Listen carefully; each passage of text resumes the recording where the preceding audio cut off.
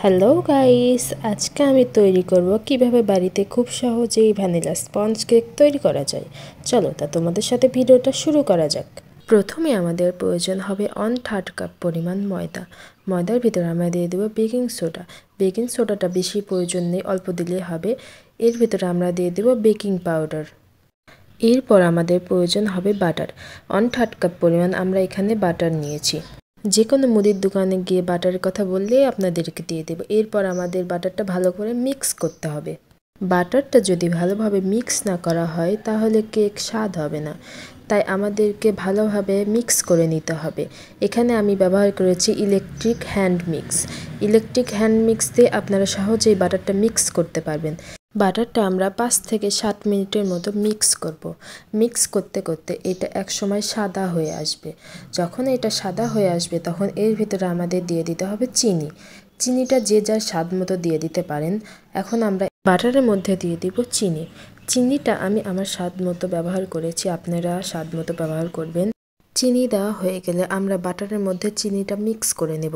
Hand mixer দিয়ে আমরা আবারও 5 থেকে 7 মিনিট বাটারটা মিক্স করে নেব।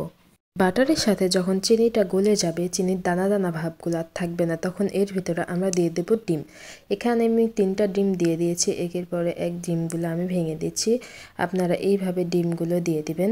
বাড়িতেই আমরা খুব সহজে কেক বানাতে পারি, কিন্তু একটু ঝামেলা আছে। যাই হোক, আমাদের কেকটা মোটামুটি হয়ে গেছে। আমি ডিমগুলো দিয়ে দিচ্ছি এর ভিতরে, একে একে 3টা ডিম দিয়ে দিলাম। এরপরে আমি আবারও মিক্স করে নেব। ইলেকট্রিক হ্যান্ড মিক্সার দিয়ে আমরা আবারও ভালোভাবে মিক্স করে নিচ্ছি। ডিমটা যদি ভালোভাবে মিক্স না হয় তাহলে কেকটা ফুলবে না, তাই আমরা খুব ভালোভাবে হ্যান্ড মিক্সার দিয়ে মিক্স করে নিচ্ছি। আমার এখানে মিক্স করতে 5 থেকে 10 মিনিট লেগেছে। আপনাদের যদি বাড়াই কমাই নিতে পারেন, আপনাদের কোনো সমস্যা নেই। এটা বাটারটা মিক্স করতে করতে একসময় একটু ঘন হয়ে আসবে। যখনই এটা ঘন হয়ে আসবে তখন আমাদের বুঝতে হবে বাটারটার সাথে ডিম মিক্স করা হয়ে গেছে।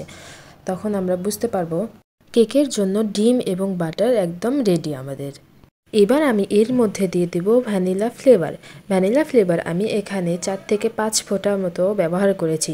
আপনারা কিন্তু ভ্যানিলা ফ্লেভার খুব বেশি দিবেন না। ভ্যানিলা ফ্লেভার যদি খুব বেশি দেওয়া হয়ে যায় তাহলে খুব বেশি গন্ধ করবে, তখন কেকটা খুব একটা স্বাদ হবে না। এবার ভ্যানিলা ফ্লেভার দেওয়া হয়ে গেলে আবারও আমরা হ্যান্ড মিক্সারটা দিয়ে আবারও আমরা সব কিছু ভালোভাবে মিক্স করে নেব। এবার আমি এর ভিতর ব্যবহার করব ময়দা। ময়দাতে আমি কি ব্যবহার করেছি সেটা তো আগেই দেখিয়েছি।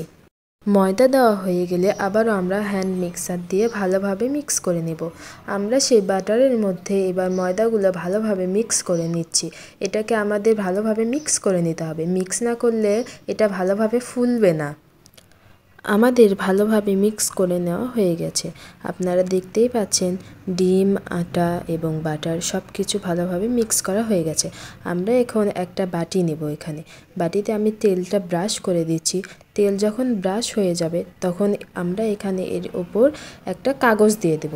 বাটার পেপার থাকলেও হবে। আমরা এখানে আমার কাছে বাটার পেপারটা ছিল না, তাই আমি আজকে বাড়িতে থাকা সাধারণ কাগজ দিয়ে আজকের কেক বানাচ্ছি।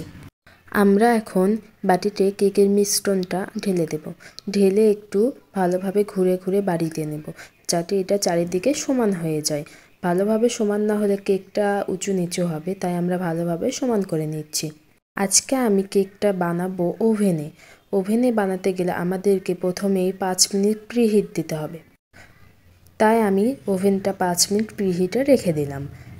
এরপর 5 মিনিট প্রিহিট হয়ে গেলে আমরা কেকের বাটিটা এর ভেতরে দিয়ে দিব।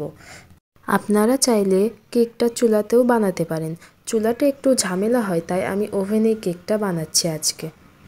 এখন আমাদেরকে টাইমটা সেট করে দিতে হবে। এখানে আমি 180 ডিগ্রি সেলসিয়াস নিয়েছি। 180 ডিগ্রিটা আমি 20 মিনিট কেকটা বেক করে নিব।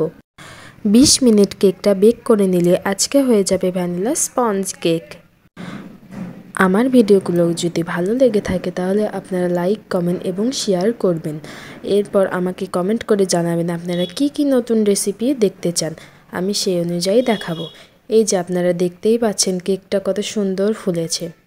আমার রেসিপিটা যদি আপনারা ফলো করে বাড়িতে কেক বানান তাহলে দেখবেন দোকানের থেকে খুব ভালো বাড়িতে কেক বানাতে পারবেন। দোকানে আর কিনে খাওয়া ঝামেলা হবে না। টাকাও বেঁচে যাবে, আপনাদের সাশ্রয়ও হবে। আমাদের কেকটা অলরেডি বেক করা শেষ। আমরা এখন ওভেন থেকে কেকটা বের করব। দেখতেই পাচ্ছেন কত সুন্দর ফুলেছে এবং তুলতুলেও হয়েছে। সো গাইস, আজকে এই পর্যন্তই। আমার সাথে থাকার জন্য ধন্যবাদ। লাইক, কমেন্ট, শেয়ার করবে। Good bye.